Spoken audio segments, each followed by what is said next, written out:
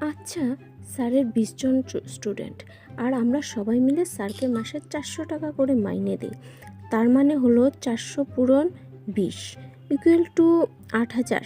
স্যারের তো আরও 5খানা ব্যাচ আছে, তার মানে ওরাও যদি 400 টাকা করে দেয় তাহলে হলো গিয়ে 8,000 পূরণ 5 40,000 টাকা। 40,000 এত টাকা ইনকাম করেও কীরকম কিপটে দেখো। টিচার্সদেরকে একটা লজেন্স পর্যন্ত খাওয়ায় না। একটুখানি খাওয়ালে কি এমন হয়ে যেত? কিছুই তো হতো না। কিন্তু যাই বলো, স্যার বাড়িতে বসে বসে 40,000 টাকা ইনকাম করে, ভাবা যায়?